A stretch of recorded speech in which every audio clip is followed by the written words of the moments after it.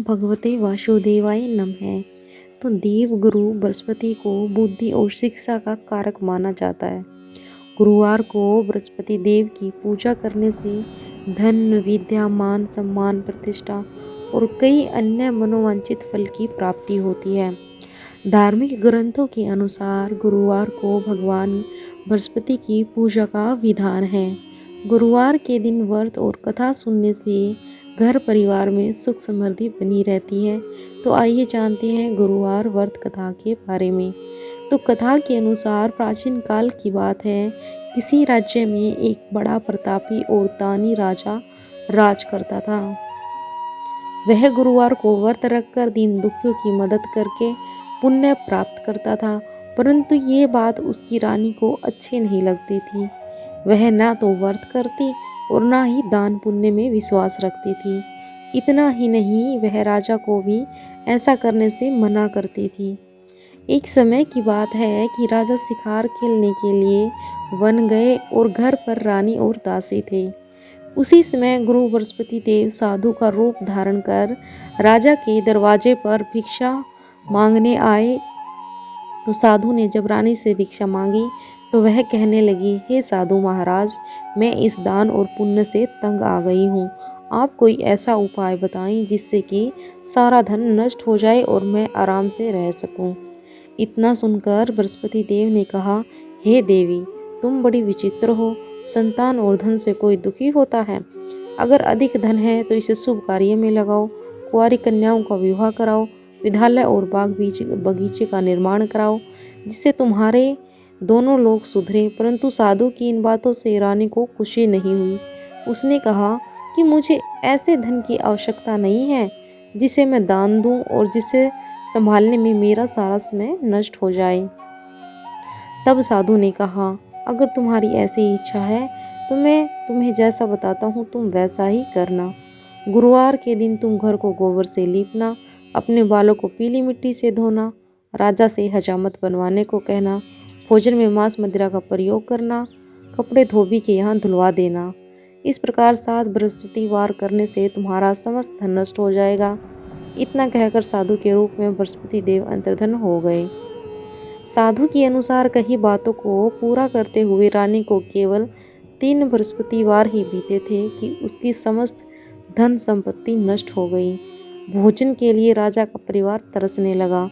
तब एक दिन राजा ने रानी से बोला कि हे रानी, तुम यहीं रहो, मैं दूसरे देश को जाता हूँ, क्योंकि यहाँ पर सभी लोग मुझे जानते हैं, इसीलिए मैं कोई छोटा कार्य नहीं कर सकता। ऐसा कहकर राजा दूसरे देश चला गया। वहाँ वह जंगल से लकड़ी काट कर लाता और शहर में बेचता। इस तरह वह अपना जीवन व्यतीत करने लगा। इधर राजा के प्रदेश जाते ही रानी और दासी दुखी रहने लगी। एक बार जब रानी और दासी को 7 दिन तक बिना भोजन के रहना पड़ा तो रानी ने अपनी दासी से कहा कि हे दासी, पास ही के नगर में मेरी बहन रहती है, वह बड़ी धनवान है, तो उसके पास जा और कुछ ले आ ताकि थोड़े बहुत गुजर बसर हो जाए। दासी रानी की बहन के पास गई। उस दिन गुरुवार था तो रानी की बहन उस समय बृहस्पतिवार व्रत की कथा सुन रही थी। दासी ने रानी की बहन को अपनी रानी का संदेश दिया, लेकिन रानी की बड़ी बहन ने कोई उत्तर नहीं दिया।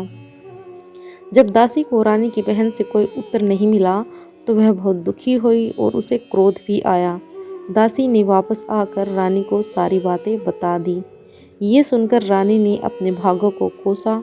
उधर रानी की बहन ने सोचा कि मेरी बहन की दासी आई थी, परंतु मैं उससे नहीं बोली, इससे वह बहुत दुखी हुई होगी। कथा सुनकर और पूजा समाप्त करके वह अपने बहन के घर आई और कहने लगी, हे बहन, मैं बृहस्पतिवार का व्रत कर रही थी और तुम्हारी दासी मेरे घर आई थी, परंतु जब तक कथा होती तब तक ना तो उठते हैं और ना ही बोलते, इसीलिए मैं नहीं बोली। बताओ दासी क्यों आई थी? रानी बोली, बहन, तुमसे क्या छिपाऊं, हमारे घर में खाने तक को अनाज नहीं है। ऐसा कहते कहते रानी की आंखें भर आई। उसने दासी समेत पिछले 7 दिनों से भूखे रहने की पूरी बात अपनी बहन को बता दी। रानी की बहन बोली, देखो बहन, भगवान बृहस्पति देव सबकी मनोकामना को पूर्ण करते हैं। देखो, शायद तुम्हारे घर में अनाज रखा हो। पहले तो रानी को विश्वास नहीं हुआ, पर बहन के आग्रह करने पर उसने अपनी दासी को अंदर भेजा तो उसे सचमुच अनाज से भरा एक घड़ा मिल गया। ये देखकर दासी को बड़ी हैरानी हुई। दासी रानी से कहने लगी, हे रानी, जब हमको भोजन नहीं मिलता है तो हम व्रत ही तो करते हैं, इसीलिए क्यों ना इनसे व्रत और कथा की विधि पूछ ली जाए ताकि हम भी व्रत कर सकें। तब रानी ने अपनी बहन से बृहस्पतिवार व्रत के बारे में पूछा तो उसकी बहन ने बताया, बृहस्पतिवार के व्रत में चने की दाल और मुनक्का केले की जड़ में अर्पित करें तथा दीपक जलाएं, व्रत कथा सुने और पीला भोजन ही ग्रहण करें। इससे बृहस्पति देव भगवान विष्णु प्रसन्न होते हैं। व्रत और पूजा की विधि बताकर रानी की बहन अपने घर लौट गई। 7 दिनों के बाद जब गुरुवार आया तो रानी और दासी ने व्रत रखा और वह गुड़साल में जाकर चना और गुड़ लेकर आई। फिर उससे केले की जड़ तथा विष्णु भगवान की पूजा की। अब पीला भोजन की चिंता को लेकर दोनों बहुत दुखी हुई। उन्होंने व्रत रखा था, इसीलिए बृहस्पति देव उनसे प्रसन्न थे, तो वह एक साधारण व्यक्ति का रूप धारण कर 2 थालों में पीला भोजन दासी को दे गए। भोजन पाकर दासी प्रसन्न हुई और फिर रानी के साथ मिलकर भोजन ग्रहण किया। उसके बाद वह सभी गुरुवार को व्रत और पूजा करने लगी। बृहस्पति देव की कृपा से उनके पास फिर से धन संपत्ति आ गई, परंतु रानी फिर से पहले की तरह आलसी करने लगी। तब दासी बोली, देखो रानी, तुम पहले भी इस प्रकार आलस्य करती थी, तुम्हें धन रखने में कष्ट होता था, इस कारण सभी धन नष्ट हो गया। अब जब बृहस्पति देव की कृपा से धन मिला है तो तुम्हें फिर से आलस्य होने लगा है।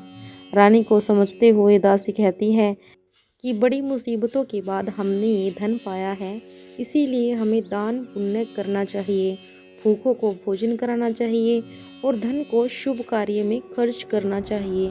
इससे तुम्हारे कुल का यश बढ़ेगा, स्वर्ग की प्राप्ति होगी, पितृ प्रसन्न होंगे। दासी की बात मानकर रानी अपना धन शुभ कार्यों में खर्च करने लगी। इससे पूरे नगर में उसका यश बढ़ने लगा और बृहस्पतिवार व्रत कथा के बाद श्रद्धा के साथ आरती की जानी चाहिए। इसके बाद प्रसाद बांटकर उसे ग्रहण करना चाहिए। तो जय श्री हरि।